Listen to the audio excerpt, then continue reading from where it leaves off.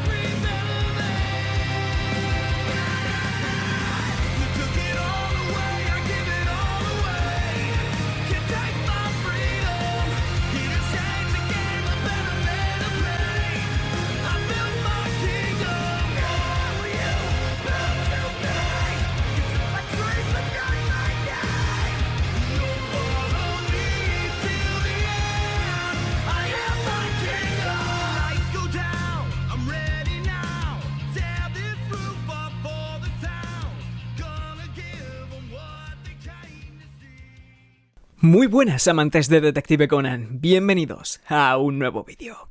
Hoy venimos a hablar de algo muy importante para mí. El vídeo de hoy para mí es muy especial. Bueno, realmente cada vídeo que hago es especial para mí, pero el de hoy se debe a que vamos a hablar de un tema que lo llevo en el corazón desde hace casi 2 décadas. Fijaos que no llevamos ni 10 minutos de vídeo y ya me estoy poniendo sentimental, pero no es mi intención es contaros la verdad, contaros la realidad, tal y como me enseñó un viejo conocido que sus iniciales comienzan por las letras S y K. El tema del que vamos a hablar hoy es sobre el caso de Shinichi Kudo en Nueva York. Un caso que marcó un antes y un después en la obra de Detective Conan y también en mi vida, y es un conjunto de episodios cruciales para el arco de Evermouth. Los episodios de Shinichi Kudo en Nueva York ejercen un papel fundamental en la serie y están considerados como una de las partes del corazón del arco de Evermouth. Un caso repleto de acontecimientos y revelaciones sumamente importantes que cambiaron el rumbo de la historia creada por Gosho Aoyama para la eternidad. Desde la revelación de que Sharon Vinyard y Yukiko Kudo eran amigas íntimas desde hace años hasta el impactante encuentro de Ran Mouri con Shuichi Akai, donde más adelante descubriríamos que no habría sido la primera vez que hubieran coincidido. Y sí, si tuviera que eliminar todos los casos de Detective Conan y quedarme solo con uno, sería este.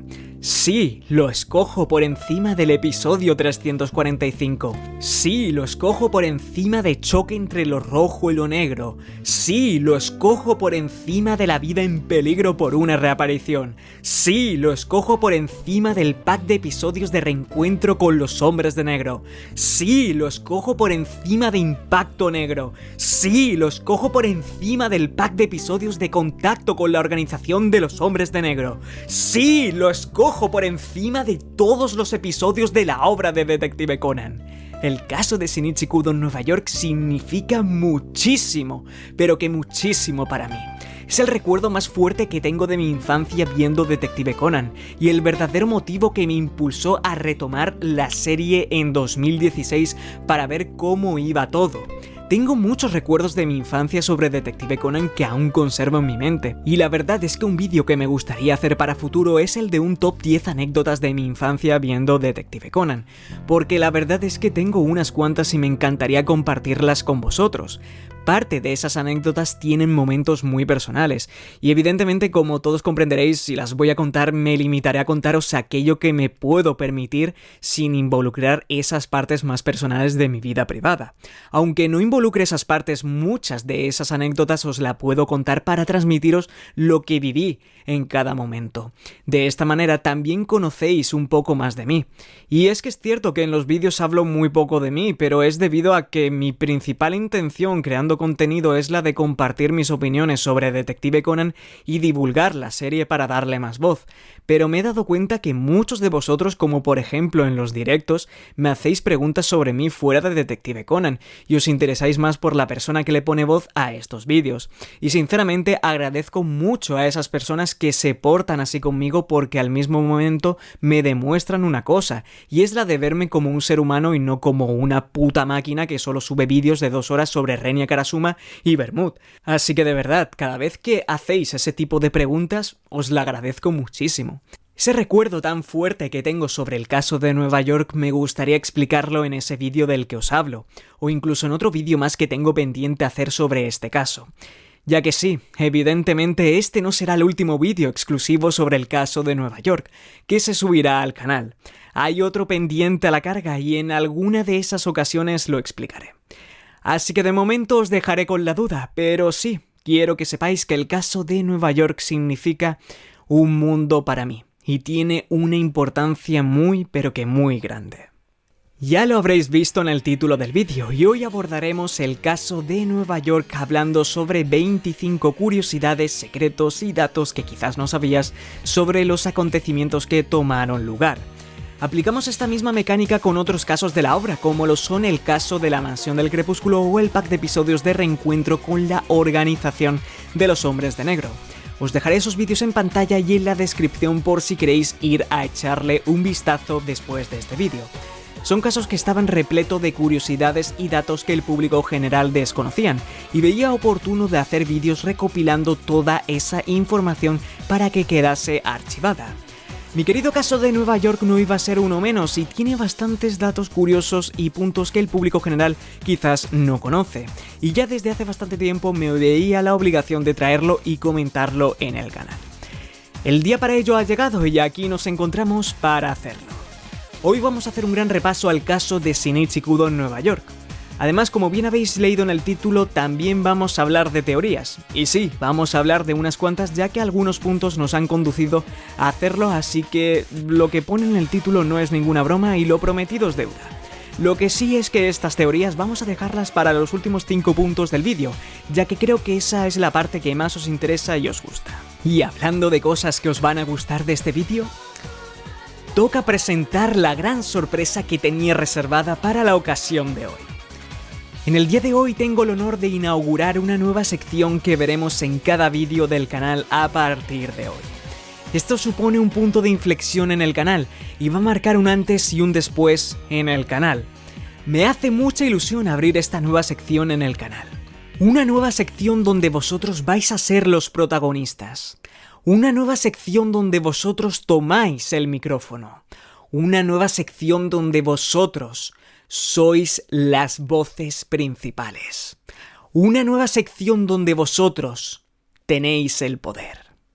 Damas y caballeros, tengo el honor de presentaros la nueva sección del canal, Los Irregulares de Sherry for Mike. Los Irregulares de Sherry for Mike es una pequeña y nueva sección del canal que aparecerá a partir de ahora en cada vídeo, que tiene el objetivo de interactuar más con vosotros a través de los comentarios del canal. A partir de ahora en cada vídeo llegará un momento donde se abrirá una especie de trivia para realizar una determinada pregunta sobre Detective Conan, y en pantalla se mostrarán 4 opciones, donde solo una será la correcta. Os animaré a responder la pregunta en los comentarios y todos aquellos que la acierten recibirán saludos en el próximo vídeo y su comentario aparecerá en pantalla. Y de esta manera creativa es como propongo crear una oportunidad para que podamos interactuar mucho más entre nosotros de la mejor manera posible. Así que dicho esto, estad muy atentos a lo largo del vídeo, ya que llegará un momento donde aparezca esta sección y podáis participar en ella. Dicho esto, antes de iniciar con el vídeo ya sabes lo que voy a hacer. Efectivamente, convertirme en el puto dueño de Iberdrola y sacarte hasta la última perra que tengas en el bolsillo. Pero al menos te lo pido por favor y te lo agradezco de antemano. Te agradecería muchísimo que no te olvidases de dejar tu like y tu comentario en este vídeo, por favor. Solo se tarda un putísimo segundo en darle like al vídeo. Y de verdad, sí, tú, el que estás viendo el vídeo o la que está viendo el vídeo, te cuesta muchísimo darle a la manita que hay ahí abajo? Te pregunto seriamente, porque si estás desde el móvil, lo único que tienes que hacer es darle un toquecito a la pantalla. Y estoy seguro de que ese toquecito lo vas a volver a dar para ir a hablarle a la que te gusta o al que te guste, que no te va a hacer ni puto caso. Así que no tienes ninguna putísima excusa para darle al botón de like que hay ahí abajo. Y si estás desde un puto ordenador, es un putísimo clic, que lo vas a volver a hacer cuando apagues el puto ordenador. Así que tú tampoco tienes excusa. Y bueno, aquí ahora comenzamos a hablar de los comentarios. Aún no he terminado con el discurso. Coméntame lo que sea, de verdad, pero comenta. Dime lo que has desayunado hoy, dime que vas a almorzar, o dime que vas a cenar, dime si vas a comerte un plato chicharrones, dime si te vas a comer un plato callo, dime si te vas a comer un sajacobo, o dime si te vas a comer a tu puta pri... Te agradecería también que me dejaras tu comentario, ya que eso ayudaría a que más fanáticos y amantes de Detective Conan encontraran mi contenido.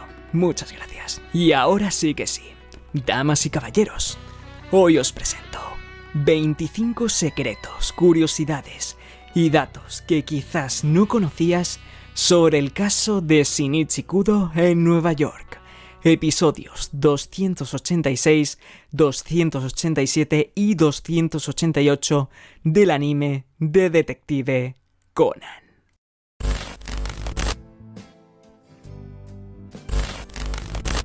Curiosidad número 1. La escena eliminada de las Torres Gemelas en el anime. Empezamos bastante fuerte y vamos a hablar sobre la aparición de las Torres Gemelas en el caso de Nueva York. Ya sabéis que el 11 de septiembre de 2001 ocurrieron una serie de atentados terroristas coordinados por el grupo islámico de Al-Qaeda. El atentado se basó en secuestrar 4 aviones donde 2 de ellos fueron estrellados contra las Torres Gemelas del World Trade Center en Nueva York. Otro contra el Pentágono y el último no lograron que llegara a su objetivo. Este acontecimiento cambió al mundo para siempre y murieron casi más de 3.000 personas, incluyendo pasajeros, personal de emergencia y personas que se encontraban en ambos edificios. El caso de Shinichi Kudo en Nueva York se comenzó a publicar el 20 de junio de 2001 y no terminó hasta el 18 de julio de 2001. Es por ello que en el manga se logra ver un panel donde aparecen las Torres Gemelas. Sin embargo, las adaptaciones del anime de estos capítulos del manga no llegaron hasta un año más tarde. Los episodios del anime se emitieron en el mes de julio del año 2002, y por tanto se decidió no incluir el plano donde muestran a las Torres Gemelas. Al comienzo del episodio 286 comenzamos a ver el puente de Brooklyn, la Estatua de la Libertad y también varios edificios de la Gran Manzana, pero nunca llegamos a ver a las Torres Gemelas, ya que estas fueron removidas de la adaptación debido a los atentados del 11 de septiembre de 2001. La escena original del anime iba a presentar esa secuencia de lugares incluyendo a las Torres Gemelas, y terminó censurándose y quedando todo en una escena eliminada. Por otra parte, el tomo 34 del manga, el cual incluye el capítulo donde aparecen las Torres Gemelas, se lanzó a la venta una semana después del atentado del World Trade Center, y aún así el tomo 34 se comercializó con la página donde aparecían las Torres Gemelas en Nueva York. Se desconocen fuentes cercanas hasta el momento donde informen si este acontecimiento causó polémica o no por aquel entonces, al igual que si se llegó a plantear de empezar a comercializar una segunda versión donde se removiese ese panel de las Torres Gemelas y dejar la primera versión como una con pocos ejemplares puestas en venta. Lo que sabemos con certeza, se hubiera discutido o no se hubiera discutido, es que la versión original quedó intacta y es la que a día de hoy se sigue vendiendo. Una versión donde aún presentan el recuerdo de uno de los sitios más increíbles que tuvo la Gran Manzana en su historia, el World Trade Center con sus 2 torres gemelas.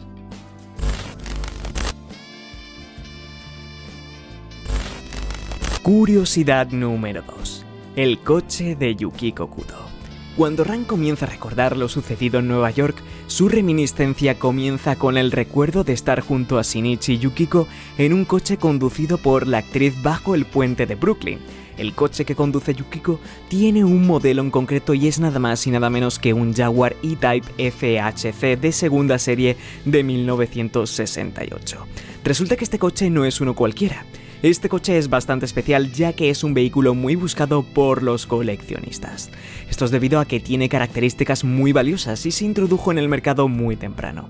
Fijaos que para ser fabricado en la década de 1960, este coche poseía características como la de tener una velocidad máxima de hasta 236 km/h, una aceleración de 0 a 100 km/h en 7,6 segundos o también el estilo de su carrocería y largo capó que lo hacían único. A lo largo de la serie hemos sido testigos que Gosho Aoyama le encanta hacer referencias a la historia del mundo automovilístico y el caso de Nueva York incluiría una referencia más de ese tipo. Sabíamos ya que los Kudo tenían mucho dinero y más cuando son celebridades a escala mundial, pero no te lo crees hasta que conoces este tipo de datos.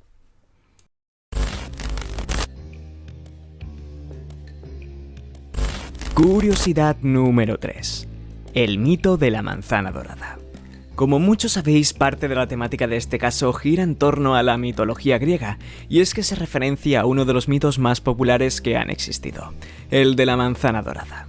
Este mito es contado por Shinichi en el mismo caso, y como curiosidad me gustaría darle un espacio en este vídeo con el fin de dejar constancia de que el mito de la manzana dorada ha aparecido en la obra de Detective Conan. A pesar de ser visto a simple vista, a aquellas personas que no estén tan relacionadas con la obra y solo sepan las bases fundamentales de la historia, hacer eco sobre esta referencia en Detective Conan creo que es bastante conveniente y podría ir especialmente dedicado a ese tipo de público.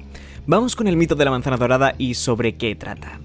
Una vez las diosas Hera, Afrodita y Atenea fueron invitadas a un banquete de celebración. Eris, la diosa de la discordia y celosa de los tres, les envió un regalo, una manzana de oro en la que ponía para la más hermosa. Las tres diosas obligaron a Paris, príncipe de Troya, a elegir cuál de las tres le correspondía a la manzana. Cada una le prometió un regalo distinto si la escogía a ella. Al final, el príncipe de Troya elige a Afrodita, quien por culpa suya empezó toda la guerra de Troya. También Shinichi especifica los detalles para cada personaje.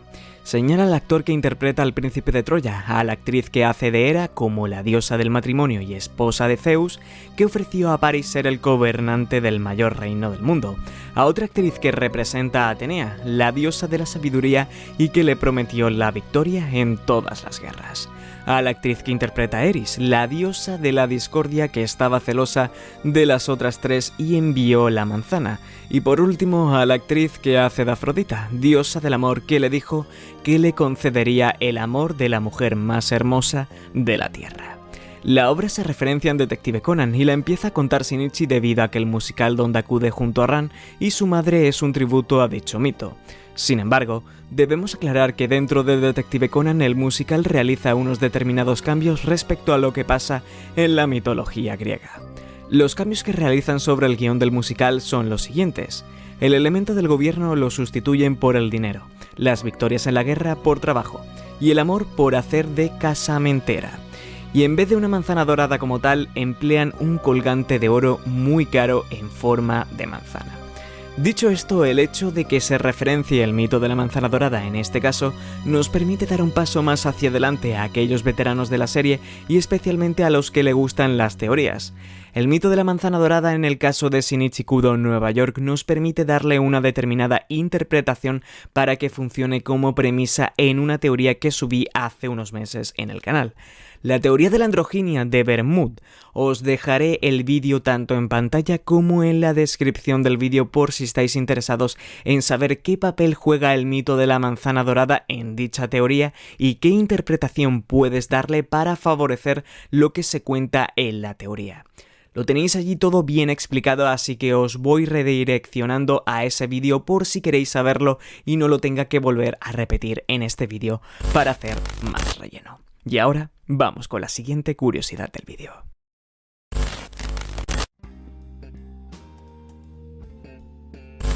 Curiosidad número 4. La localización exacta del primer encuentro con Sharon Vineyard. Nos toca desplazarnos hacia el momento exacto donde Yukiko, Shinichi y Ran se encuentran con Sharon Vineyard. Resulta que el lugar donde se encuentran con Sharon es frente al edificio donde van a ir a ver la función de la manzana dorada en Nueva York. Este edificio existe en la vida real y está ubicado en Broadway. El edificio al que acuden Yukiko Shinichi Ran es un teatro que en la vida real haría referencia a nada más y nada menos que al Gran Majestic Theatre de Broadway. Un teatro súper importante para la historia de Broadway que está ubicado en el edificio número 245 de la zona oeste en la calle número 44 de la Octava Avenida. El Majestic Theatre fue inaugurado en 1927 y el diseño de su fachada tiene un estilo español. Este estilo se basa en una combinación de ladrillos, terracota, que es como una mezcla entre arcilla y agua, y piedras. Y lo que más me gusta que Gosho haya escogido este teatro en concreto para que sea la ubicación del caso es que luego este estilo español de ladrillos y demás se ve también manifestado en los edificios de Nueva York que vemos a lo largo del caso. Como que Gosho quiso mantener esa referencia constante. El más claro ejemplo lo podemos ver en el edificio o almacén abandonado donde Ran se encuentra con su Ichiakai.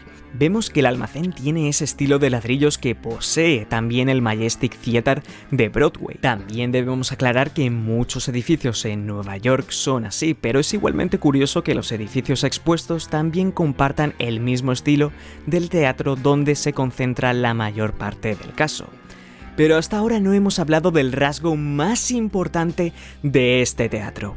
Y es que este teatro fue el hogar del musical del Fantasma de la Ópera durante 35 años. Concretamente desde 1988 hasta 2023, convirtiéndole en el espectáculo con mayor tiempo en cartelera en la historia de Broadway.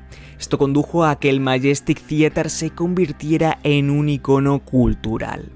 Y dicho esto, por lo que parece, Gosho no escogió un teatro cualquiera para ambientar un caso de Broadway en su obra de Detective Conan. Escogió nada más y nada menos que la Casa del Fantasma de la Ópera, el Majestic Theatre.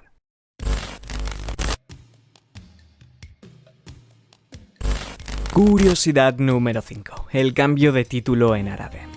En este canal no es la primera vez que hablamos de los cambios locos que tomaron lugar en la adaptación de Detective Conan al árabe. Cambios como que Mitsujiko se llame Mitsu o que en los openings televisivos los modifiquen hasta el punto de incluir escenas de películas.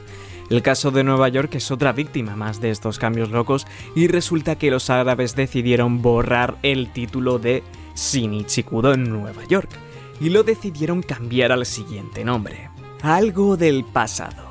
Y se quedaron tan a gustos con ese título. Este nuevo título haría referencia a unos determinados acontecimientos del pasado, pero el problema de este cambio es que suena increíblemente genérico y a estas alturas del episodio no era la primera vez que éramos testigos de unos acontecimientos que toman lugar en el pasado. Si fuera la única ocasión donde ocurre algo con ese calibre, podría tener sentido y no sonar tan genérico, pero no es el caso y a esas alturas ya habíamos visto varios casos del pasado en Detective Conan. Cada vez lo digo más en serio. Empezó siendo una broma, pero con el tiempo va dejándolo de ser. Llevo replanteándome hacer un vídeo comentando todos los cambios de la adaptación al árabe de Detective Conan, porque de verdad es que convierten a la obra en algo totalmente diferente a lo que ha querido proyectar Gosho Aoyama. Que no os extrañe que alguna semana os venga con un vídeo de 1 hora hablando sobre todos estos cambios. En resumidas cuentas, el caso de Nueva York es otra víctima más de los cambios de la adaptación al árabe y lo sufre en su título, el cual cambia de Shinichi Kudo Nueva York a algo del pasado.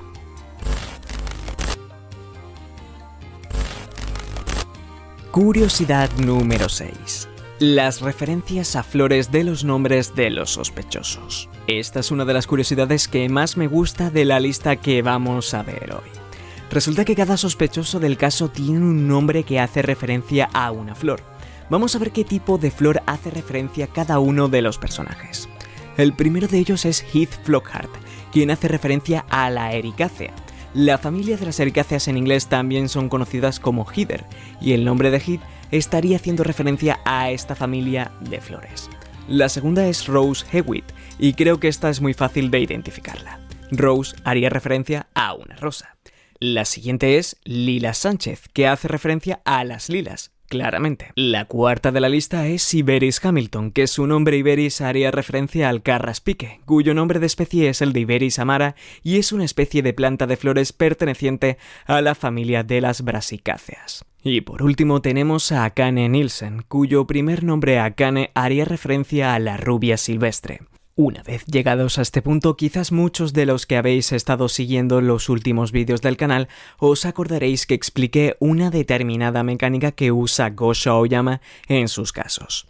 Una mecánica que se basa en formular los nombres de los sospechosos relacionándolos con el contexto y la temática del caso. Los ejemplos más comunes que di cuando expliqué la mecánica en los últimos vídeos fueron los siguientes. El primer caso de Shinichi Kudo, donde todos los sospechosos tenían apellidos que hacían referencias a aves y la temática del caso ocurría en un avión.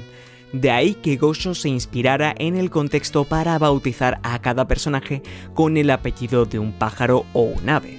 El caso de Kogoro en el bar, donde todos los sospechosos tenían apellidos que hacían referencias a frutas cítricas y el lugar donde ocurría el caso era una coctelería. De ahí que Gosho se inspirara en el contexto para bautizar a cada personaje con el apellido de una fruta cítrica que se emplea para hacer un cóctel. Como podéis observar, Gosho Aoyama formula los nombres de los sospechosos en función del lugar donde ocurre el caso y su respectiva temática. Si ocurre en un avión, los apellidos terminan siendo aves y pájaros que se pueden relacionar con el mismo avión. O si ocurre en un bar, los apellidos terminan siendo frutas cítricas que se pueden relacionar con aquellas frutas que se emplean para hacer cócteles en un bar. Y como os iba diciendo, tal vez os preguntaréis, si el caso ocurre con una temática de la mitología griega y ese es el contexto, ¿podrían estas flores que aparecen sobre los nombres tener relación con dicha temática y que este sea un ejemplo más de la mecánica empleado por Gosho? ¿Será que Gosho decidió escoger a estas flores porque tienen relación directa con la mitología griega? Vamos a verlo. Vamos a empezar con la rosa. Y es que esta tiene una relación directa con Afrodita, la diosa del amor y la belleza. Y como bien sabéis, Afrodita es mencionada en el caso. De acuerdo con el mito, la rosa nació de la sangre de Afrodita cuando se cortó mientras corría a socorrer a su amado Adonis, quien estaba herido por un jabalí. En otras versiones se comenta que las rosas se tiñen de rojo con la sangre de Adonis, lo que explica el simbolismo del amor pasional y del sufrimiento que a veces lo acompaña.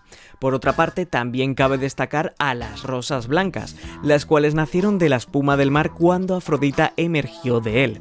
Otro papel importante que toman las rosas en la mitología griega es con Eros, el dios del deseo, y a las Gracias, diosas de la belleza y el encanto, que están rodeados de rosas, lo cual refuerza el vínculo con la estética, el placer y lo sensual.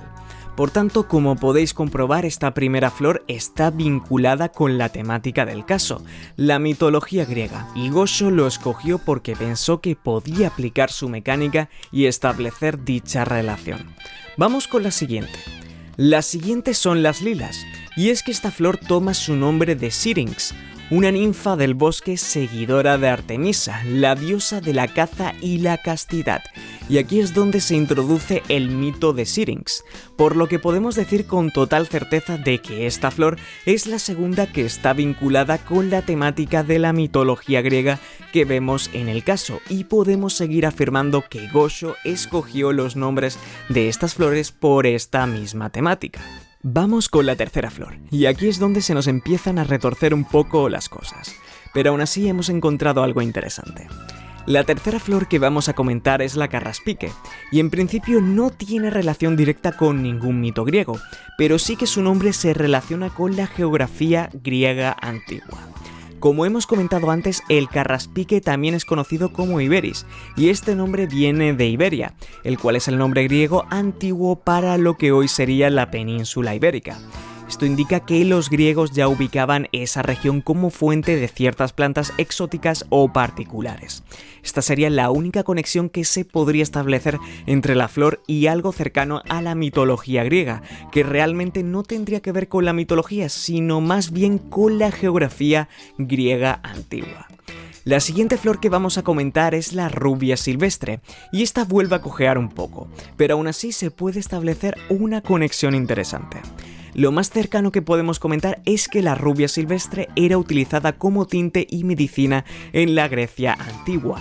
De nuevo, tendríamos una conexión más bien histórica que mitológica de carácter griego, pero al menos existe una donde podamos relacionar a una flor con Grecia. Y por último, tenemos a la ericácea, que lamentablemente esta se queda fuera y no hay ninguna manera de hilar su existencia con la mitología griega de una manera u otra. Entonces, respondiendo a nuestra pregunta que si Gosho aplicó esa mecánica a este caso, creo que podemos responder que en esta ocasión no fue del todo así. En principio, Gosho pudo haberse inspirado en la mitología griega para el nombre de Rose y de Lilas, y como vio que coincidían dos nombres de flores, decidió que el resto también fueran así, pero obligatoriamente no tenían que ver con la mitología griega. Creo que esa es la explicación más razonable para determinar la verdadera motivación de Gosho para formular este tipo de nombres en los sospechosos del caso.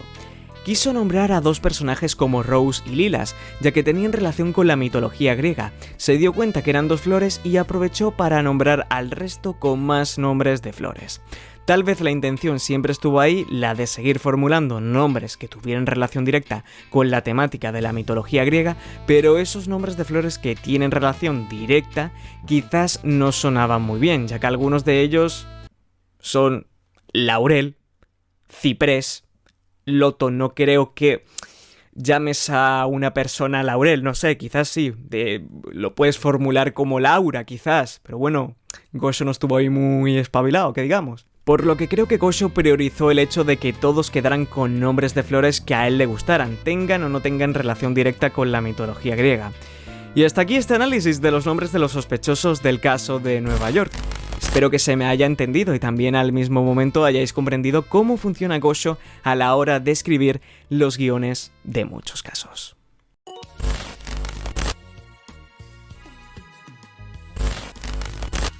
Curiosidad número 7. El arma de la asesina. A lo largo de la historia de Detective Conan hemos visto muchísimos crímenes que han sido cometidos bajo todo tipo de armas. Sin embargo, en el caso de Shinichikudo en Nueva York, el arma del crimen se expone bajo un modelo concreto que se puede identificar tanto en el manga como en el anime. El arma que emplea la asesina es una Walther P99 con dos accesorios, un silenciador y una unidad LAM. Creo que el silenciador sabemos todos lo que es, aún así voy a proceder a explicarlo. Un silenciador es un accesorio que disminuye el retroceso y la subida del cañón del arma, reduce el fogonazo y disminuye el ruido del disparo, aunque no lo elimina por completo. Para utilizarlo en un arma como lo es una Walther P99 es suficiente con utilizar un cañón que esté roscado, es decir, que tenga una rosca externa para atornillar dicho silenciador. Y en cuanto a la unidad LAM, que probablemente es la parte que más desconozca la gente que esté viendo este vídeo, es un accesorio que se monta debajo del cañón y puede servir como láser o como linterna táctica, o incluso como ambas. Este es el arma que emplea la asesina en este caso de Detective Conan. Como podéis observar, es un detalle que escribió Gosho Aoyama hasta el último rincón y es un punto muy positivo que se lleva al caso para demostrar que está increíblemente cuidado a la hora de escribirlo.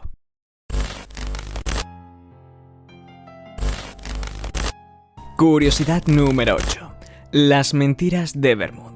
Esto lo he comentado muchas veces ya en el canal, pero hoy lo vamos a volver a hacer ya que estamos haciendo un vídeo especial y dedicado al caso de Nueva York.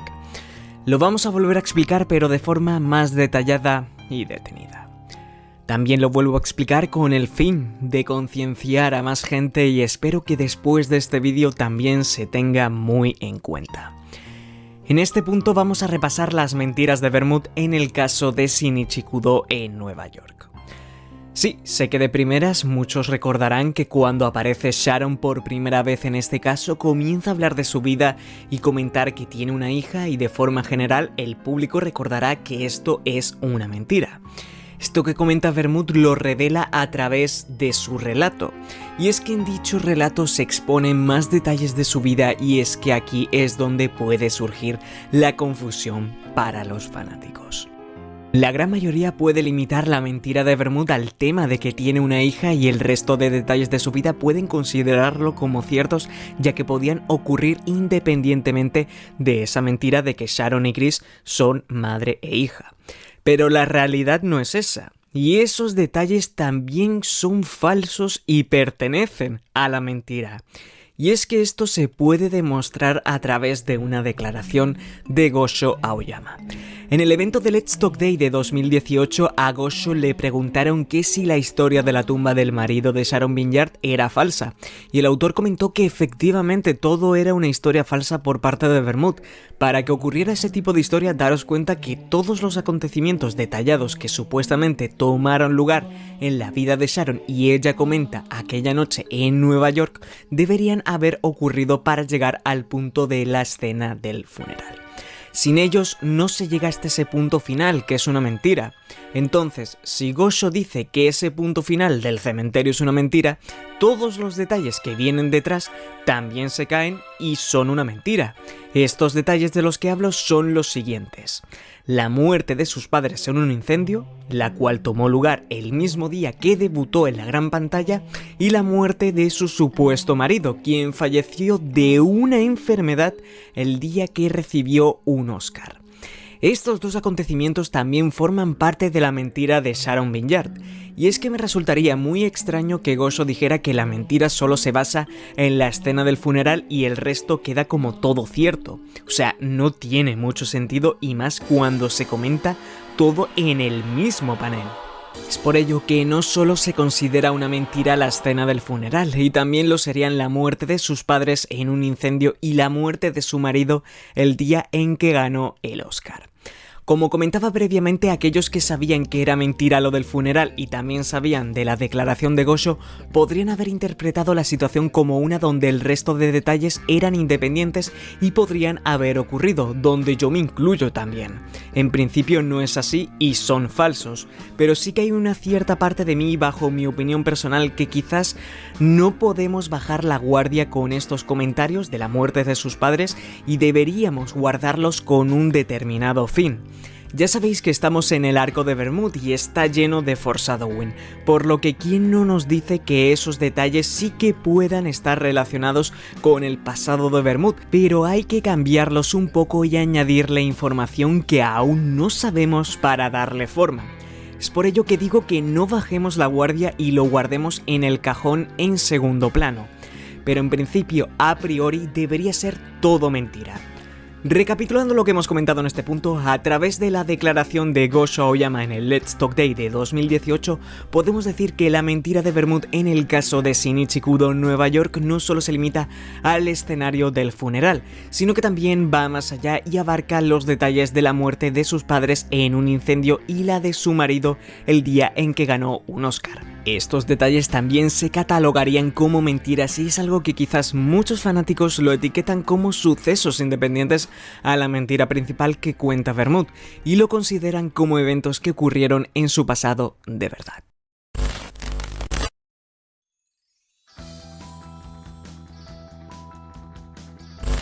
Curiosidad número 9. La matrícula del coche de Yukiko Kudo. Volvemos con el coche de Yukiko y resulta que no solo bastó comentar el modelo de coche que conducía y la historia que tenía detrás, sino que también su coche posee otro detalle muy interesante que comentar como curiosidad. Si nos fijamos bien en la matrícula del Jaguar, veremos que dice Yuk 910, donde las letras Yuk harían referencia al nombre de Yukiko, y el número 910 es un misterio que lleva en el aire por muchos años. No es la primera vez que en Detective Conan se ponen matrículas curiosas con referencias. El ejemplo más popular es la matrícula del coche de Jin, el cual incluye los mismos números que la droga del APTX 4869. Lo más común de esos números es que hicieran referencia a la fecha del nacimiento del seiyuu, que está protagonizando la escena donde aparece el vehículo. Un ejemplo de ellos es la matrícula del coche de Rum, la cual hace referencia al cumpleaños de su seiyuu, el 4 de febrero. Sin embargo, para el caso de Shinichi Kudo en Nueva York, estos números no coinciden con ninguno de los cumpleaños de los 3 seiyus que hablan en esa escena. No coincide con el de Shumi Shimamoto, que le pone voz a Yukiko, el cual es el 8 de diciembre. no coincide tampoco con el de Kappei Yamaguchi, que le da voz a Shinichi, el cual es el 23 de mayo, y tampoco coincide con el de Wakana Yamazaki, que le da voz a Ran, el cual es el 21 de marzo, por lo que podemos descartar que ese 910 no va por ninguno de los cumpleaños de los seiyus que aparecen en dicha escena. Hasta el momento ese 910 no tiene significado, y la explicación que le podemos dar es que tal vez fue escogido de forma aleatoria para acompañar las letras de Yuk. Os pido ayuda ahora a vosotros, amantes de Detective Conan. Dejadme ahí abajo en los comentarios si le encontráis una explicación más sólida a ese número y hace referencia a algo en concreto, ya sea un nombre, acontecimiento o situación. Pero a ver si vosotros encontráis algo relacionado con ese 910 misterioso.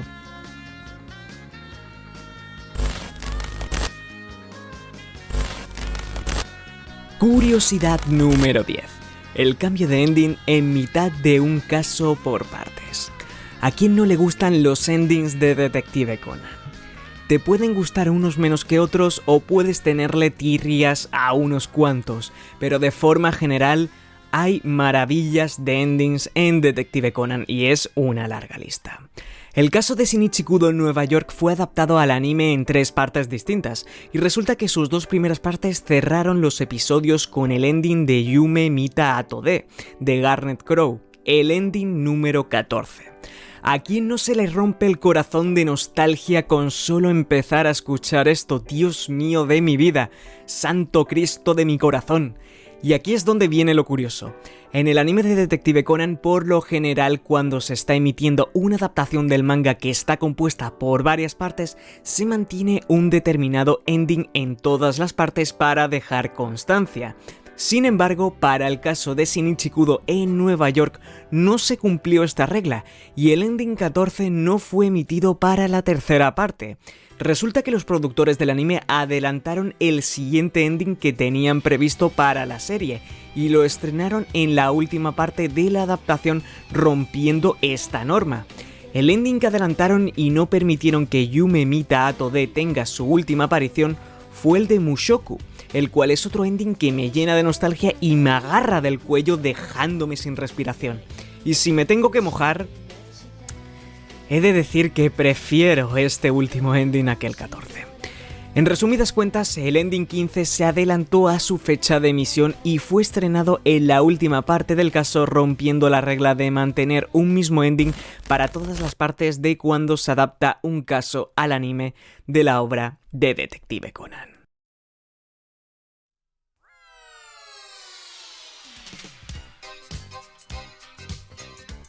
Bienvenido a Los Irregulares de Sharing for Mike, un espacio donde tenéis la oportunidad de convertiros en los irregulares del canal.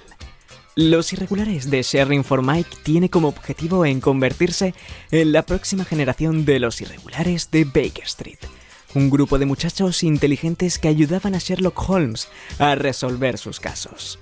Y ahora es el momento de que vosotros tengáis la oportunidad de convertiros en los ayudantes de Sharing for Mike para contribuir en sus deducciones. En el vídeo de hoy tengo la siguiente pregunta. ¿Cuál de los siguientes nombres se revela como un apodo de Yukiko Kudo en el caso de Shinichi Kudo Nueva York, de acuerdo con la traducción en español? Opción A: la princesa de la escuela Titan. Opción B: la baronesa nocturna. Opción C: la baronesa de la noche. Opción D: Renya Karasuma. La respuesta correcta será revelada en el próximo vídeo. Recuerda dejar tu respuesta en los comentarios y aquellos que contengan la respuesta correcta aparecerán en el próximo vídeo recibiendo un saludo y formando parte de los irregulares de Sharing for Mike. Hasta entonces, irregulares.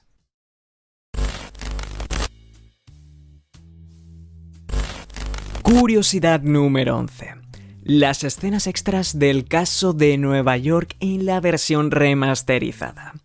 Resulta que el caso de Shinichi Kudo Nueva York es uno de los casos cuya versión remasterizada añadió nuevas escenas y presentó cambios a la hora de su retransmisión. Hablemos de las nuevas escenas que presentó esta versión remasterizada. Nada más comenzar el episodio vemos una nueva escena donde Ran se encuentra viendo la televisión y una presentadora comienza a hablar sobre Nueva York. Esto conduce a Ran a recordar el caso de Shinichi en Nueva York, y de un momento para otro Conan aparece en la habitación con un par de manzanas. El pequeño detective no puede sostenerlas todas a la vez y terminan cayéndose al suelo. Ahora procedemos a tener una transición a través de una de las manzanas que se ha caído al suelo y termina convirtiéndose en una dorada. Vemos a la manzana dorada en pantalla y a ella se le unen las imágenes de Conan y Shinichi junto a ella. Al final de la versión remasterizada vemos otra escena de Ran sonriendo mientras que recuerda a Shinichi tocarle su frente. Conan procede a preguntarle por la razón de su sonrisa y Ran termina diciendo: "Es un secreto". A partir de estas nuevas escenas, la versión remasterizada sufrió otros cambios como recortes de escenas que ocupan tiempo innecesario en el metraje, y que todo lo acontecido en el caso se combinó en un único episodio y no se dividió en 3 como lo llegamos a ver en su adaptación del anime. Así es como resultó la versión remasterizada del caso de Shinichi Kudo Nueva York, la cual fue retransmitida un 27 de octubre de 2008.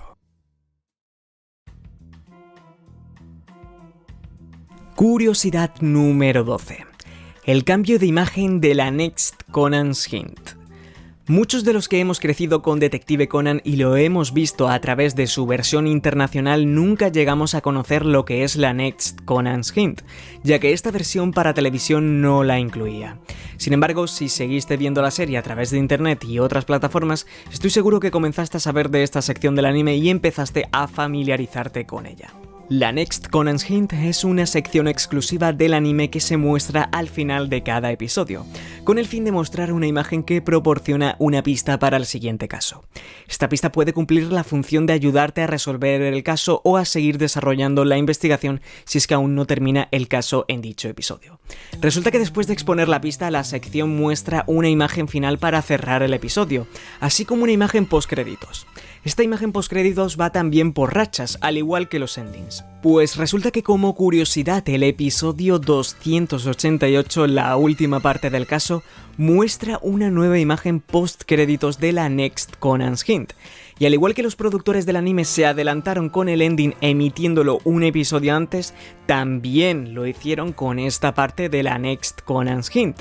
En este mismo episodio, en el 288, en la última parte del caso, mostraron ese cambio y rompieron la norma de presentar constancia en todas las partes de una adaptación en términos de openings, endings y pantallas finales. Atendiendo a esta otra curiosidad que vemos en el vídeo, parece ser que los productores de TMS decidieron editar el episodio 288 de una manera muy distinta a la que teóricamente se esperaba. Aún así, son cambios que realmente no afectan a la adaptación y quedan en cambios curiosos sobre cómo gestionaron la constancia de elementos sobre los endings o las Next Conan's Hints. Y hablando de estos cambios de TMS, esperaos porque hay más y vamos a ver un tercer cambio concretamente del episodio 288 en la siguiente curiosidad. Así que allá vamos.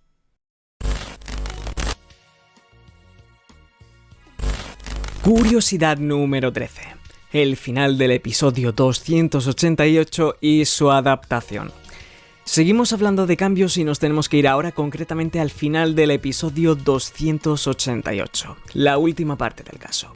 Por lo que parece, el comité de producción de TMS decidió cambiar el final del caso y le dio un final distinto a cómo acaba en el manga. En el manga, el caso de Shinichi Kudo en Nueva York termina en el file 354, y este capítulo cierra con Ran recordando a Shuichi Akai como agente del FBI, mientras que se recupera de la fiebre.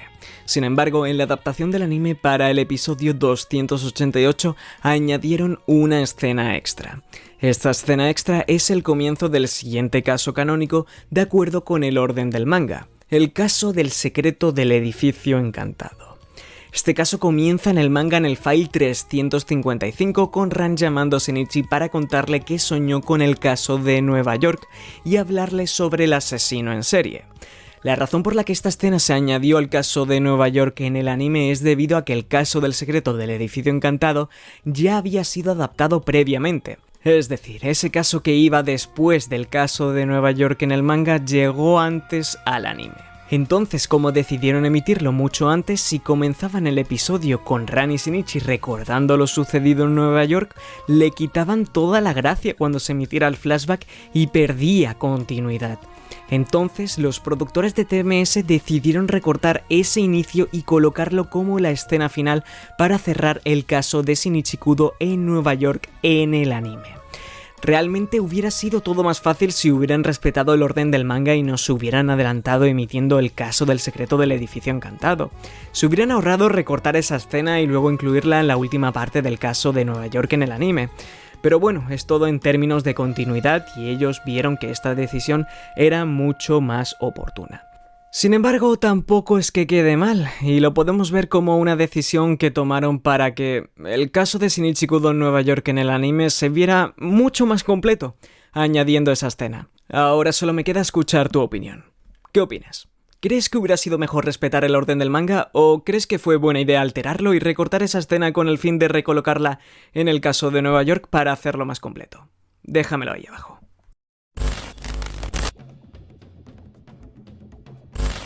Curiosidad número 14. La escena extendida del caso de Nueva York en el episodio 345. Nos movemos ahora hacia el maravilloso episodio 345, el doble reto de Bermud.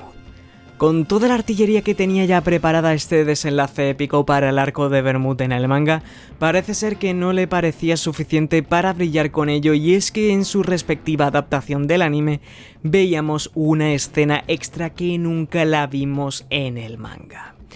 Además, esta escena no supone nada de relleno, ya que cumple la función de detallar un poco más parte de lo acontecido en el caso de Nueva York. La escena que se añade al anime en este episodio es básicamente al final del episodio, justo después de los créditos y del ending. Cuando Bermud se encuentra hablando con Jin desde la cabina de teléfono, Bermud comienza a comentarle a Jin que se ha visto las caras con Shuichi Akai, y eso procede a recordarle que se llegó a encontrarse con él en Nueva York, y es que esto no aparece ni en los capítulos del manga para el caso de Nueva York, ni en los capítulos del manga para el doble reto de Bermud. El grupo de producción tomó la decisión de añadir esta escena para mostrar más detalles de ese encuentro entre Bermud y Shuichi Akai en Nueva York que nunca dibujó Gosho Aoyama en el manga. La escena de este encuentro que vemos es aquella donde Bermud se encuentra disfrazada del asesino en serie de cabello plateado escapando del FBI y se encuentra con Shuichi Akai. Una vez que se ve las caras con el agente del FBI, este le dispara en el costado y hiere gravemente a Bermud. Sin embargo, Bermud logra esconderse y hace que Akai pierda la pista. El lugar donde se escondió Bermud era en el mismo edificio al que acudió Shinichi en busca del pañuelo de Ran, y por consecuente es ahí donde Bermud se encuentra con Shinichi y luego se encuentra con Ran, ya que esta fue detrás del detective.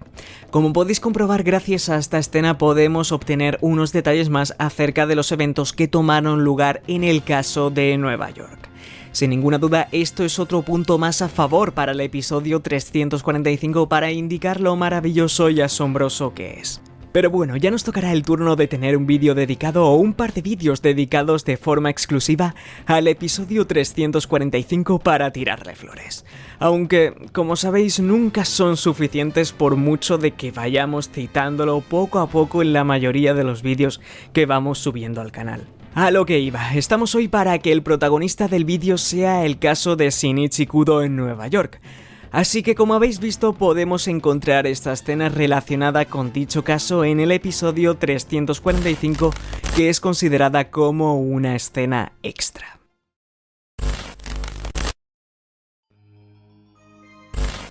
Curiosidad número 15. Las otras apariciones de Nueva York en Detective Conan. No solo el caso de Shinichi Kudo en Nueva York es la única referencia de la Gran Manzana en la obra de Detective Conan.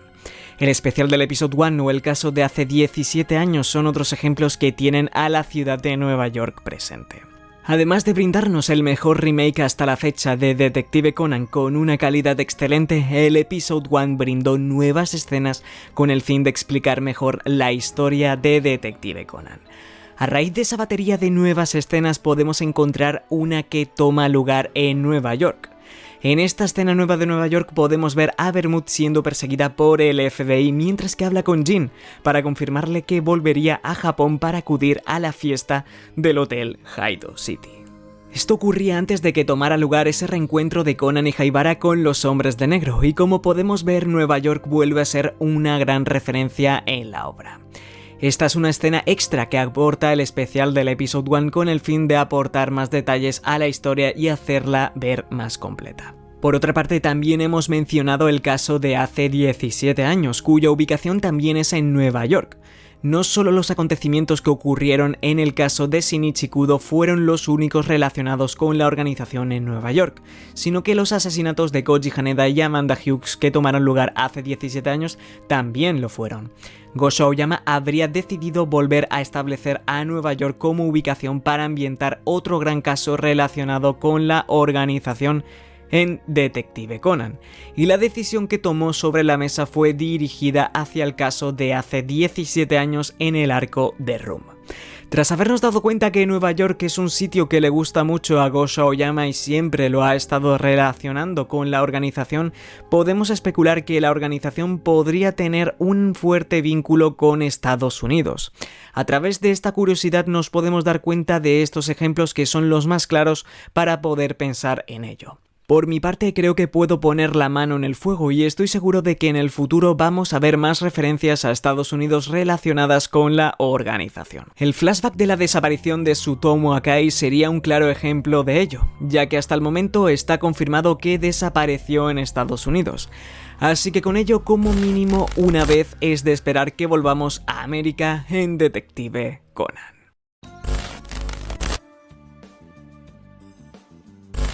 Curiosidad número 16. El carnet de conducir de Yukiko Kudo. Todavía no soltamos las curiosidades relacionadas con Yukiko y el mundo automovilístico. Resulta que el episodio 286 nos aportó una curiosidad exclusiva para el anime. En la primera parte de la adaptación del caso de Shinichi Kudo en Nueva York podemos apreciar el carnet de conducir de Yukiko Kudo. Este carnet de conducir es una licencia de California y su número de identificación es el 471108628, es decir, un número con 8 dígitos.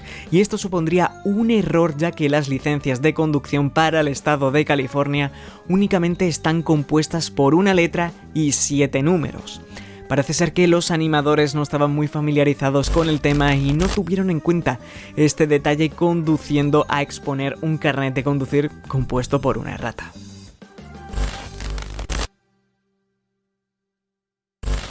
Curiosidad número 17. La importancia del caso de Nueva York en los openings y endings del anime. Para demostrar el impacto tan grande que tuvo el caso de Shinichi Kudo en Nueva York para la historia de Detective Conan, este caso es uno de los pocos que ha conseguido a lo largo de los años ser referenciado en distintos openings y endings de la serie. Vamos a hacer un repaso en qué openings y endings nos podemos encontrar el caso de Shinichi Kudo en Nueva York. El primer opening que hace referencia al caso de Shinichi Kudo en Nueva York es el opening 26, el de Everlasting Love, donde en una de las secuencias que se muestra en el opening podemos ver a Shinichi y Ran en el coche conducido por Yukiko. Justo se muestra el momento donde Yukiko toma la curva y le dice a Shinichi que se prepare para hacer su número. Es decir, que le dijera a Ran que se agarrase a él, ya que para mantener la velocidad a la que quería ir ella y que todo el mundo saliera ileso del viaje, ambos se veían obligados a tener cuidado. En la secuencia del opening también vemos a la Estatua de la Libertad y a la ciudad de Nueva York de fondo.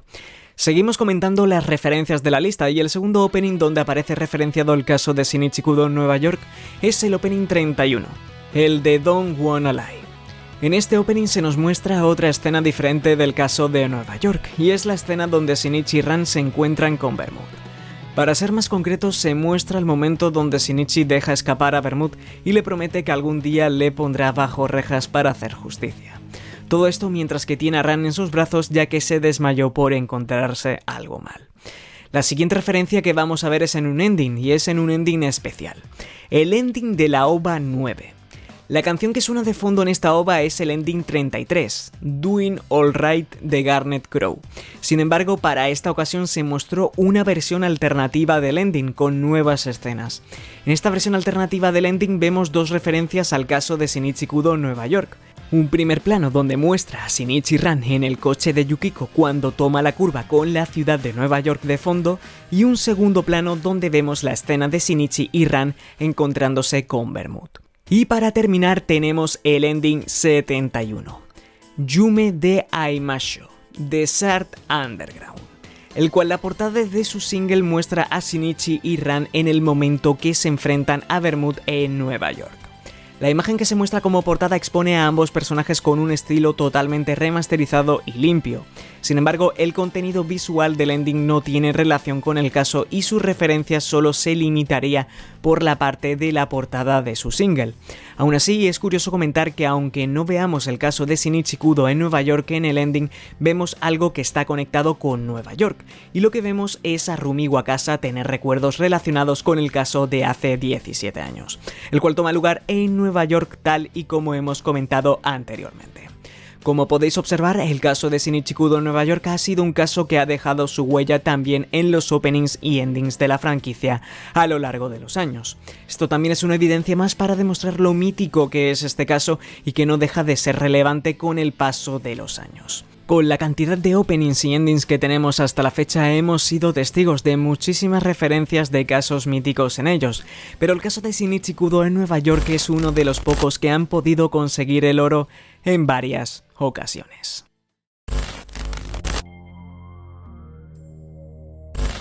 Curiosidad número 18.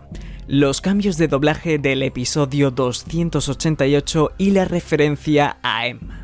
En este punto vamos a ver cómo una de las escenas más importantes del caso de Shinichi Kudo en Nueva York pasó a ser doblada de 3 maneras distintas.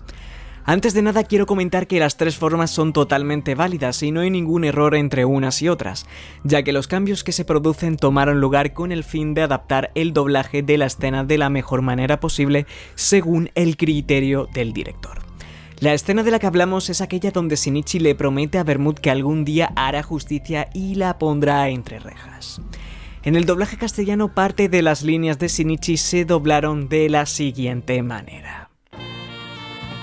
Ignoro a cuántas mujeres has matado, pero que te quede claro que la justicia te atrapará. Y entonces tu alma irá directamente al infierno.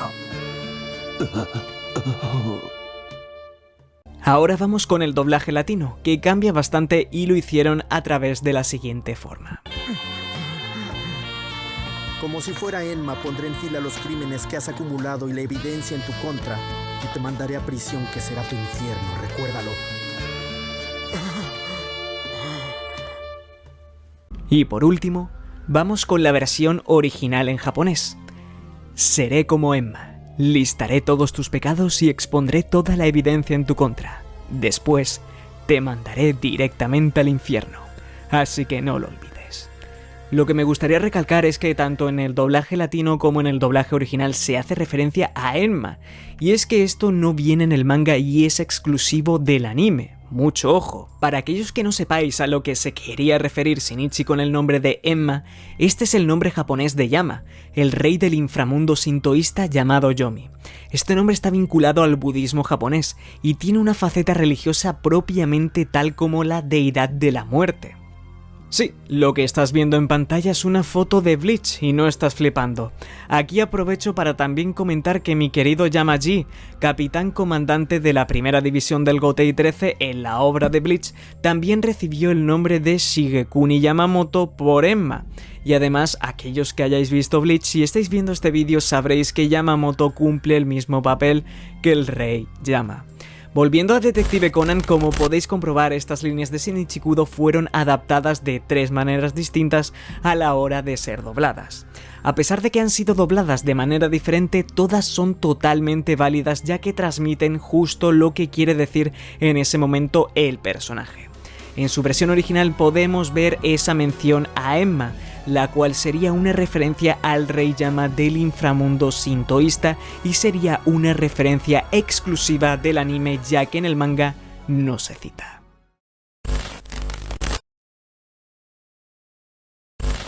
Curiosidad número 19. El origen del inspector Radish Redwood.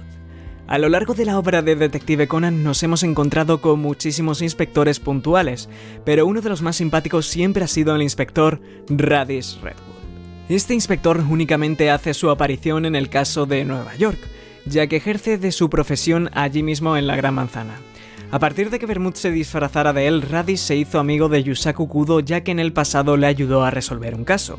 Resulta que la curiosidad que vamos a ver en este punto es sobre cómo Gosho Aoyama ideó su nombre, el de Radish Redwood.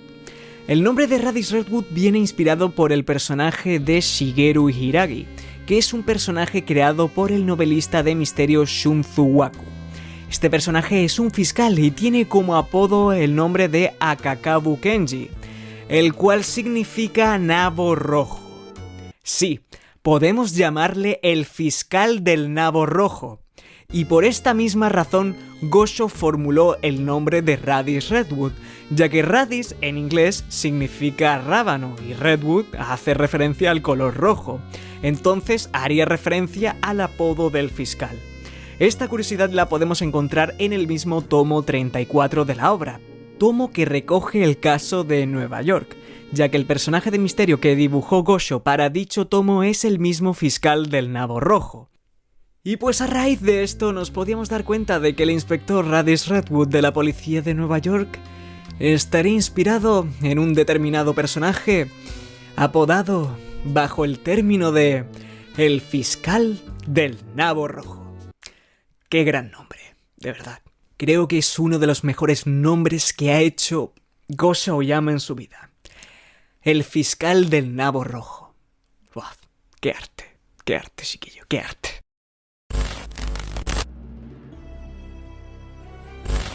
Curiosidad número 20. El detalle espectacular de Sharon Vineyard. Vamos con uno de los detalles que más me gustaron de apreciar en este caso. Hemos comentado a lo largo de este vídeo que Gosho Aoyama fue muy cuidadoso con todo tipo de detalles para este caso con el fin de dejar una calidad suprema en el guión. Pues resulta que al final del caso, tanto en el manga como en el anime, podemos ver una escena donde Sharon Vineyard se encuentra hablando con Yukiko Kudo por teléfono. En esa conversación podemos apreciar que Yukiko se encuentra con Shinichi Ran en Central Park, y mientras tanto a Sharon Vineyard la vemos en su apartamento.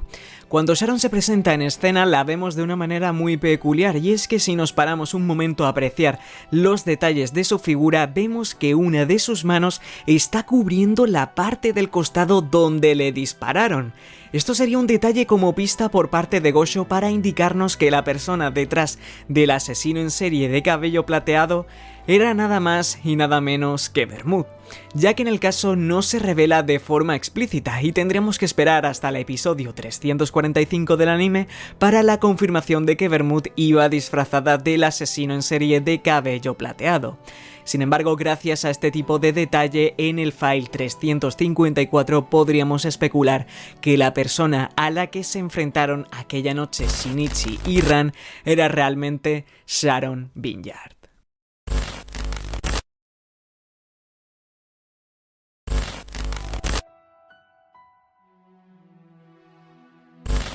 Punto número 21. El asesino de cabello plateado y su misterioso desenlace. Dejamos lo que más os gusta para el final como el plato fuerte del vídeo.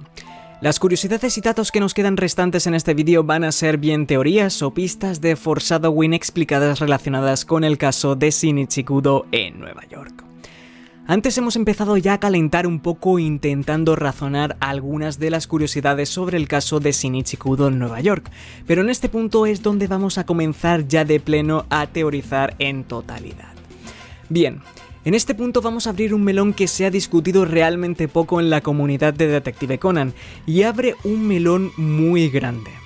Un melón que afecta concretamente a la ética de Vermouth. Y ahora os explicaré por qué este melón podría afectar a esa ética de Vermouth y al comportamiento de su personaje. Y si la afecta, podría tener grandes consecuencias sobre sus especulaciones de su pasado. En este punto vamos a hablar sobre quién era el verdadero asesino en serie de cabello plateado y cuál fue su desenlace en el caso de Shinichi Kudo en Nueva York. Muchos me diréis que murió y ya está, pero es que quiero que os paréis a analizar la situación porque da muchísimo que pensar de cara al personaje de Vermouth. Primero de todo, para abarcar este análisis vamos a hacerlo con la siguiente pregunta. ¿Por qué Vermouth se disfraza del asesino en serie de cabello plateado en Nueva York? Esta pregunta es fácil de contestar y creo que todos estaremos de acuerdo con la respuesta. En el caso no se comenta explícitamente, pero una vez que descubrimos que Sharon era la persona detrás del asesino en serie de cabello plateado, sabemos que la razón por la que ella se disfrazó fue debido a que el FBI se encontraba por Nueva York buscándola.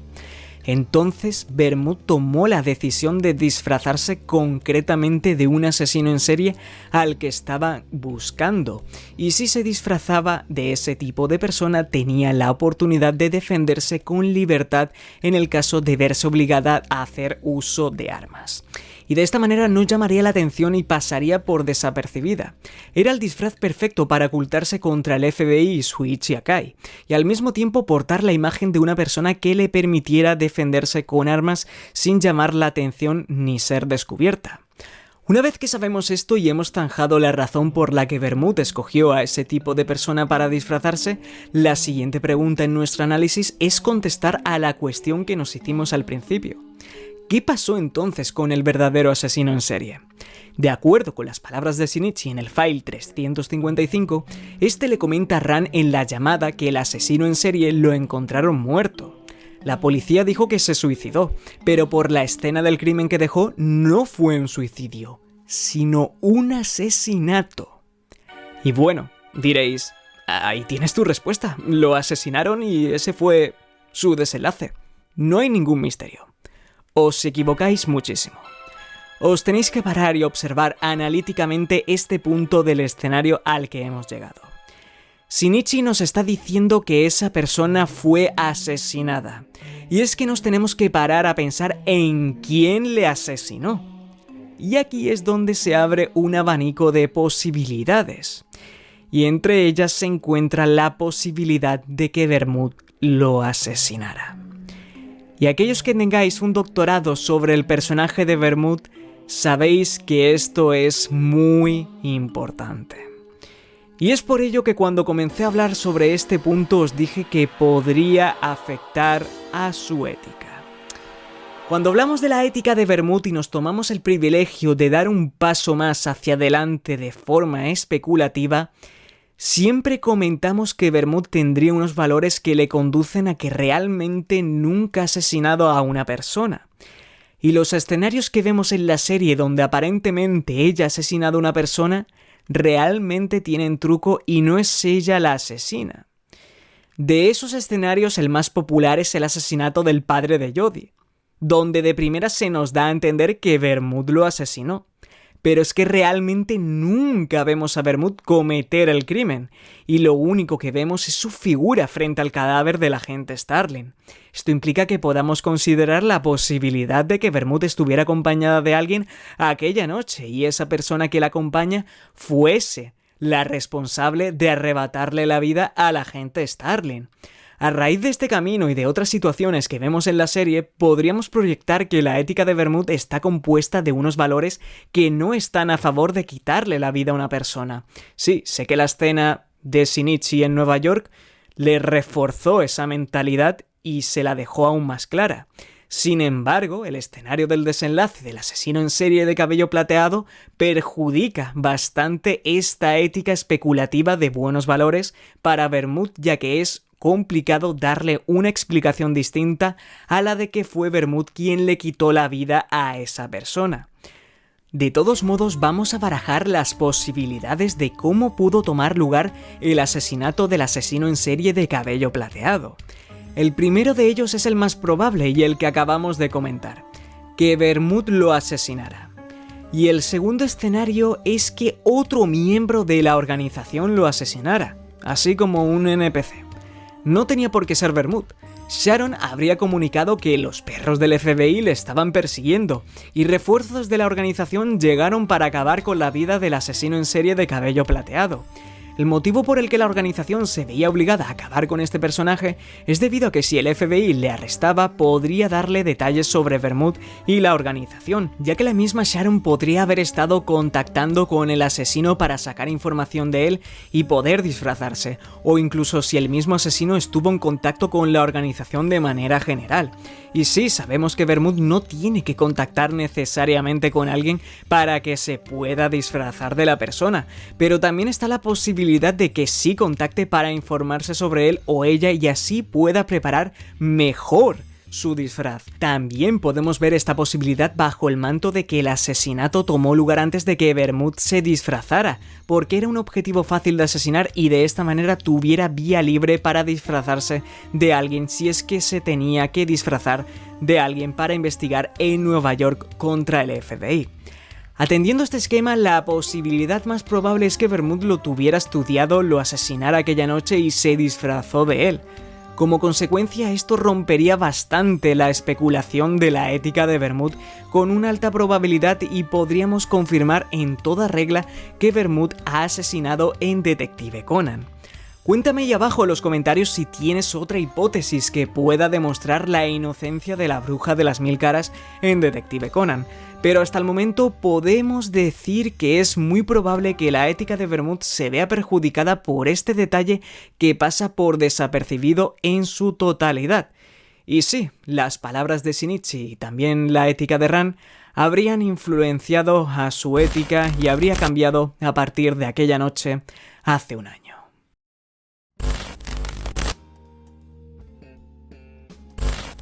Punto número 22. La teoría de la Kabuki y su conexión con el caso de la araña Totori. Esto es otro punto que llegué a comentar en el vídeo de la teoría de la androginia de Vermouth y funciona como premisa para dicha teoría. Y como estamos haciendo un vídeo exclusivo sobre el caso de Shinichi Kudo en Nueva York, me veo obligado a volver a hablar sobre esto y citarlo para que quede recogido. Sin embargo, la manera en la que lo comentamos en aquel vídeo fue de una forma adaptada a la teoría y en este vídeo lo vamos a comentar más bien de una manera más general para teorizar sobre Vermouth y el tipo de guiño que pudo haber dejado Gosho para ella. Un tipo de guiño con un carácter de foreshadowing impresionante y ya sabéis que el arco de Vermouth está llenísimo de este tipo de pistas. La teoría de la Kabuki es aquella que tiene el fin de reforzar a través de un panel parte del foreshadowing que podemos encontrar en el caso de la araña Totori que va dirigido hacia Vermouth. El foreshadowing que encontramos en el caso de la araña Totori es que la maldición de la araña es una referencia al efecto anti-envejecimiento y a la eterna juventud que posee Vermouth. La leyenda de la araña comienza en el file 247, con una mujer que hacía mucho tiempo que vivía en la villa donde transcurre el caso. Una mujer hermosa como una diosa que detenía a los viajeros y les preguntaba: ¿crees que Dios existe? ¿Crees en el paraíso? ¿Cómo crees que es el paraíso? ¿Te gustaría ir? Los viajeros, embriagados por el perfume de la mujer, respondían afirmativamente, y ella les tomaba de la mano y los llevaba a lo profundo del bosque, de donde nunca volvían. Un marionetista que había oído el rumor quiso tenderle una trampa, colocó una marioneta a tamaño natural en medio de la villa y se escondió a observar. Como era de prever, la mujer apareció e hizo sus preguntas, pero claro, la marioneta no contestó. De pronto, los ojos de la mujer se inyectaron de sangre, su boca se convirtió en fauces, le salieron 8 patas peludas y un terrible hedor emanó de su cuerpo. Aquí es donde se convirtió en una araña gigante y el marionetista le lanzó todas las flechas encendidas que llevaba consigo. Envuelta en fuego, la araña se adentró en el bosque lanzando gritos jamás oídos por el hombre. El marionetista siguió su rastro y la encontró totalmente calcinada en su red junto a todos sus hijos. Después de aquello, los aldeanos construyeron un pequeño templo en el lugar donde había estado la telaraña y lo bautizaron como la Cañada Maldita, dedicada a la majestuosa araña. Pues bien, limitándonos de momento a este caso, esta historia de la mujer araña sería una referencia a Vermouth. La razón por la que haría referencia a Vermouth es debido a que la mujer de la historia estaba obsesionada con la vida eterna y ya sabéis que Vermouth posee un tipo de vida eterna a través de su efecto anti-envejecimiento. Sin embargo, no nos percataríamos de esta relación hasta que llegáramos al caso de Nueva York. Esto es debido a dos detalles que comparten ambos casos y gracias a ellos se pueden establecer la conexión con el fin de apuntar que la Mujer Araña era una proyección de Vermouth. En la historia de la Mujer Araña, esta le pregunta a los viajeros que si creen en Dios y en el paraíso. Y es que si nos vamos al caso de Shinichi Kudo Nueva York, Vermouth está todo el rato cuestionándose la creencia en Dios y hace la misma pregunta, si creemos en Dios y en el paraíso. Este detalle sólido sería más que suficiente para relacionar a la Mujer Araña con Vermouth y de esta manera confirmar que es una proyección de ella misma. Antes os comenté que no solo había un detalle, sino dos, y aquí es donde vamos con el segundo y llegamos al punto de la Kabuki. En el caso de Nueva York tenemos un panel donde se nos muestra la figura de una Kabuki, y es que la mujer de la historia del caso de la araña Totori, antes de convertirse en una araña, ella en su aspecto humano, era mismamente una Kabuki. A través de este detalle, Gosho habría dejado esta segunda pista de foreshadowing para recordarnos que deberíamos echar la vista hacia atrás en la obra e irnos hacia el caso de la araña Totori. Y si ya nos habíamos dado cuenta del primer detalle, este segundo detalle sería algo más para reforzar nuestra hipótesis. En resumidas cuentas, como podéis comprobar, el caso de Shinichi Kudo en Nueva York está conectado con el caso de la araña Totori a través de dos referencias a su caso. Estas referencias explicarían y demostrarían que los elementos a los que hacen referencia son proyecciones de la inmortalidad de Vermouth y su figura.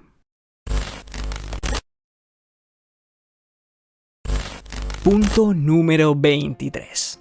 El foreshadowing de la Estatua de la Libertad en relación al pasado de Vermouth. Vamos con la tercera hipótesis de este vídeo, y es que esto ya también lo hemos comentado en el canal, pero hoy nos vemos de nuevo obligados a comentarlo debido a que es un día dedicado al caso de Shinichi Kudo en Nueva York. Lo que vamos a comentar ahora lo utilizamos como parte de las premisas de la teoría de la androginia de Vermouth, y es que todo gira en torno al elemento de la Estatua de la Libertad, la cual podría ser una referencia al pasado de Vermouth. La Estatua de la Libertad, como bien dice su nombre, es un símbolo para los ideales de la libertad y la democracia, ya que fue un regalo de Francia a Estados Unidos en 1886 para conmemorar el centenario de la independencia estadounidense y la amistad entre ambos países. Esta hipótesis propone que una de las razones por las que Gosho Aoyama escogió el escenario de Nueva York para contar la historia del encuentro entre Shinichi Ran con Sharon Vineyard fue con el fin de que la Estatua de la Libertad fuera un elemento que indicara que el verdadero objetivo de Vermouth en la organización es abandonarla y encontrar la libertad. Esto sería un punto muy importante para reforzar la teoría de que Vermouth es una aliada y lleva años queriendo destruir a la organización. Esta propuesta no es nada descabellada, ya que como siempre digo en casi todos mis vídeos, y ya lo he dicho en este, el arco de Vermouth está lleno de pistas de foreshadowing. Por lo que no me extrañaría de que la decisión de Gosho de ubicar este caso en Nueva York con el fin de exponer a la Estatua de la Libertad tendría la intención de ser una pista de foreshadowing para que estableciéramos ese tipo de relación entre la protagonista del caso y Miss Liberty. Como podéis comprobar, esta observación no tiene mucho trasfondo, pero no lo necesita, ya que con su simple contenido desprende bastante potencial para apoyar esta idea tan solicitada sobre el pasado de Vermouth. Solo el tiempo tiene la respuesta, así que será cuestión de seguir sumando años al carro para determinar si estamos en lo cierto o no acerca de la búsqueda de la libertad que pilota la bruja de las 1000 caras.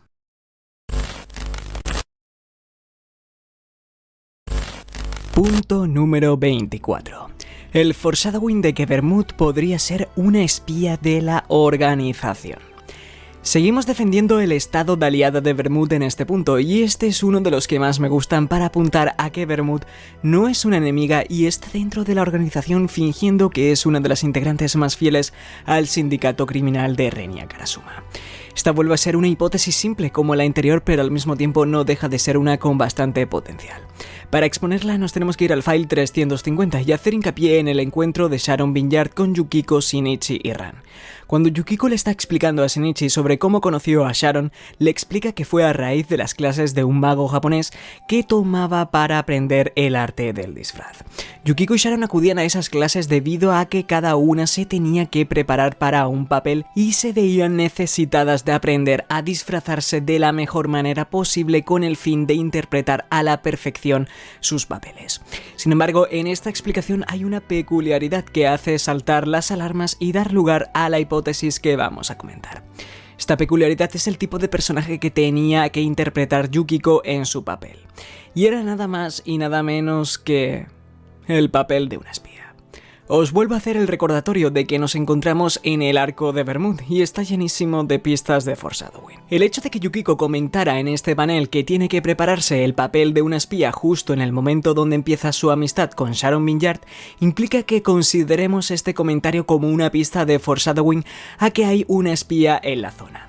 Y la persona que encaja en ese hueco es nada más y nada menos que Sharon Vineyard. Gosho Aoyama habría decidido que el papel que se estaba preparando Yukiko cuando conoció a Sharon Vineyard fuera el de una espía para que funcionara como una pista de foreshadowing sobre el verdadero papel de Vermouth en la organización. Esta observación sería una bastante sólida para construir la postura de que Vermouth es una aliada y quiere destruir a la organización. El peso que tiene la interpretación de este detalle también es debido al contexto al que se expone, el cual es un caso donde se le da mucha importancia a la figura de Sharon Vineyard e incluso se mencionan varios acontecimientos de su vida. A pesar de que luego sean mentiras, pero lo importante es el hecho de mencionar el evento de su pasado general.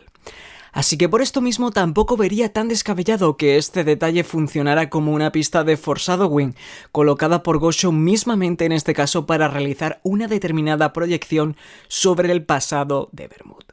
Dicho esto, vamos con el último punto de este vídeo para terminar nuestro tributo al caso de Shinichi Kudo en Nueva York. Punto número 25.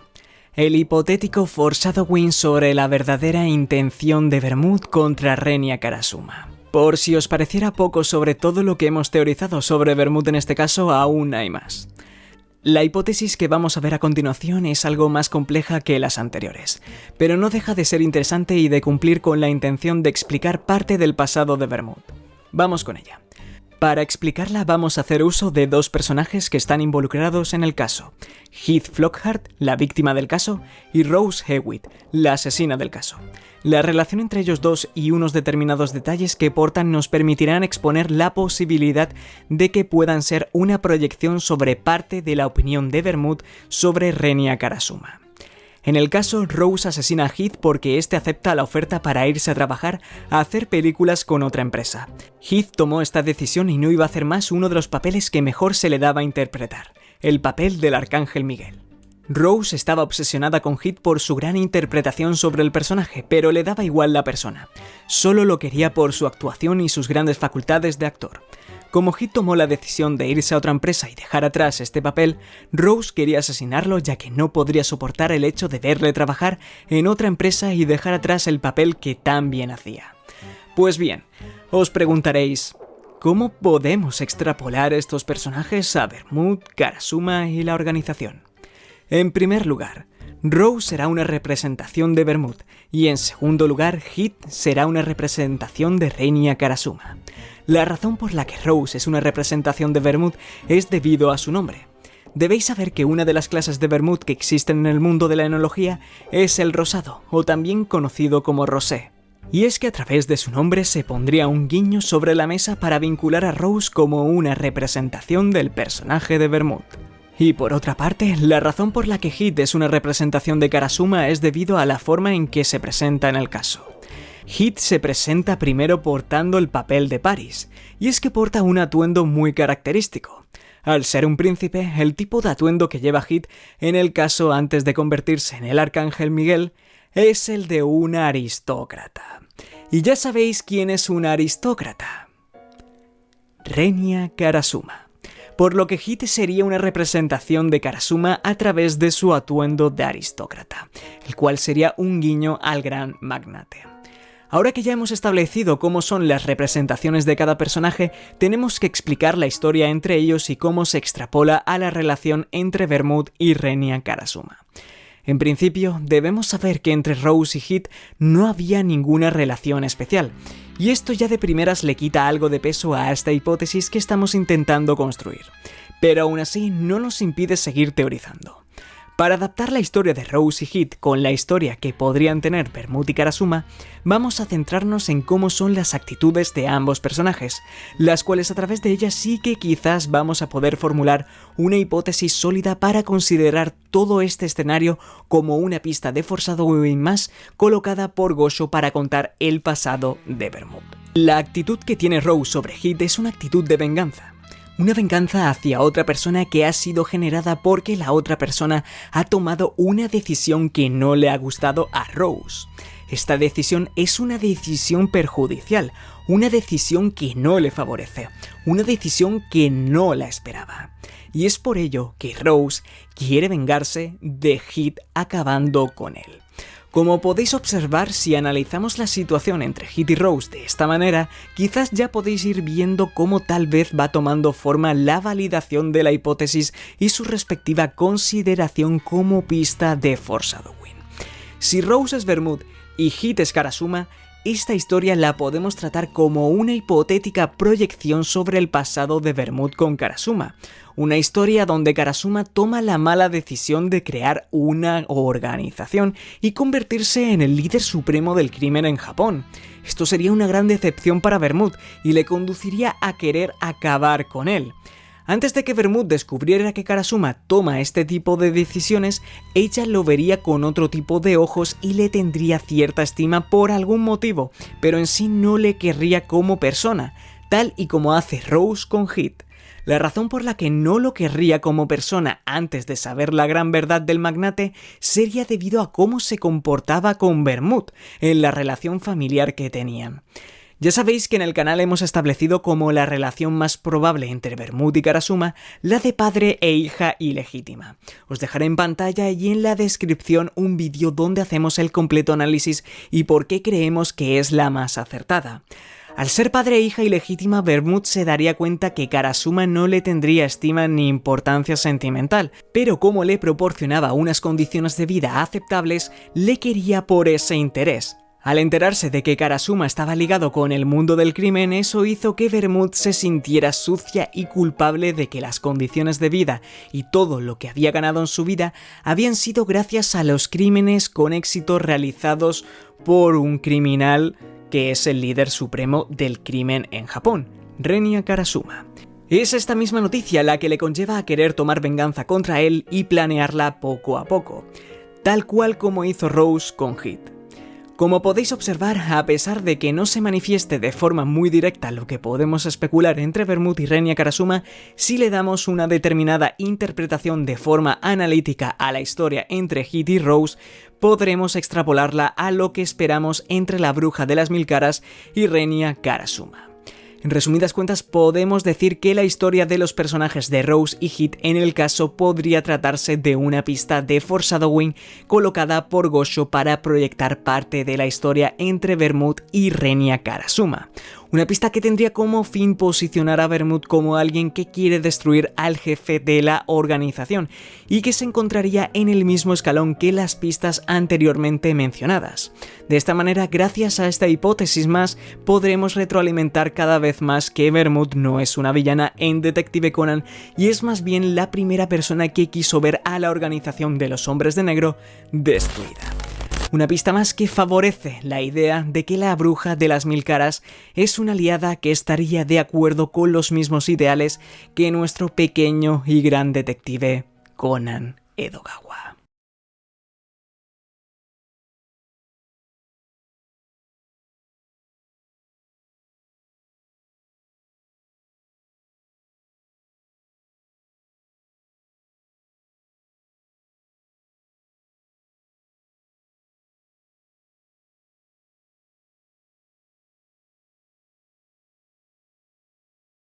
Vamos llegando al final del vídeo. Espero que os haya gustado. Por mi parte he de decir que me ha encantado traeros este tipo de vídeo al canal. Tal y como dije al comienzo del mismo, el caso de Shinichi Kudo en Nueva York es uno de mis casos favoritos en toda la obra, y traer un vídeo exclusivo hablando sobre él para rendirle tributo es algo súper significativo para mí, y me ha encantado poder compartirlo con todos vosotros. No va a ser la última vez de la que haga un vídeo exclusivo hablando sobre el caso de Shinichi Kudo en Nueva York, así que vamos a cerrar este vídeo con un hasta luego antes que un adiós. Ya sabéis que os agradecería muchísimo que compartieseis el vídeo por redes sociales, dejarais vuestro like y por supuesto que no se os olvide dejar vuestro comentario. Quiero saber cuántas de estas 25 curiosidades y datos raros os sabíais y cuál de todas os ha sorprendido más. También me gustaría saber vuestra opinión acerca del caso de Shinichi Kudo en Nueva York. Y también quiero saber vuestra opinión acerca de los últimos razonamientos que hemos hecho en el vídeo. Y por último, también espero de veros ahí abajo participando en la nueva sección de los irregulares de Sharing for Mike. Por aquí vamos cerrando el chiringuito. La semana que viene nos vemos con más contenido sobre Detective Conan en español. Hasta entonces, sed felices. No me queda nada más que decir, así que aquí se despide vuestro amigo y vecino Sharing for Mike.